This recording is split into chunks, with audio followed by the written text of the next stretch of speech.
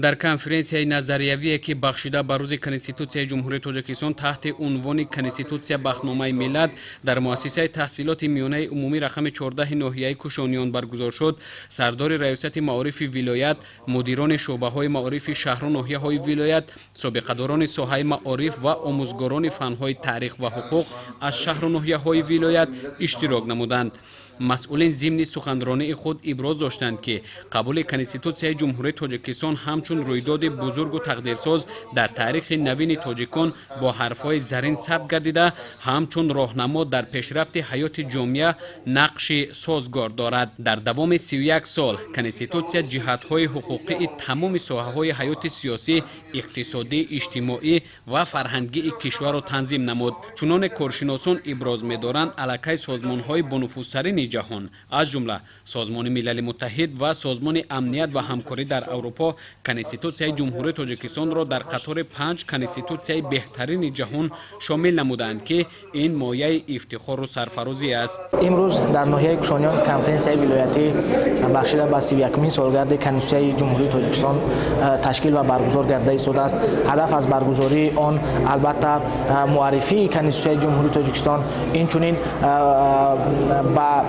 مردم با ساحه معارف رساندن محتوای کنستیتوسیای جمهوری تاجیکستان، اینچنین با مقصد باز هم درست‌تر برای ماندن ولایت قانون در جمهوری می باشد. کنستیتوسیا قانون اساسی و شهادتنامه ملت به شمار رفته، محض در اساس آن زندگی مادی و معنوی جامعه و فضای مساعد کار و حیات هر یک ساکن کشور به تنظیم می درآید. کنستیتوسیای جمهوری تاجیکستان با برخورداری از ملیت و جوابگو بودن به تمام نیازهای جامعه حقوق بنیاد و دموکراتی در جهان موقع خاصی را کسب کرده است. در ادامه همایش دیگر اشتراکچیان نیز عاید استقلال دولتی جمهوری تاجیکستان که در انکشاف تمام ساحه‌های فعالیت حیات جامعه مخصوصا ساحه‌های سیاسی، اقتصادی، اجتماعی و فرهنگی دیگرگونی‌های عمیق به وجود آورد اظهار نظر نمودند.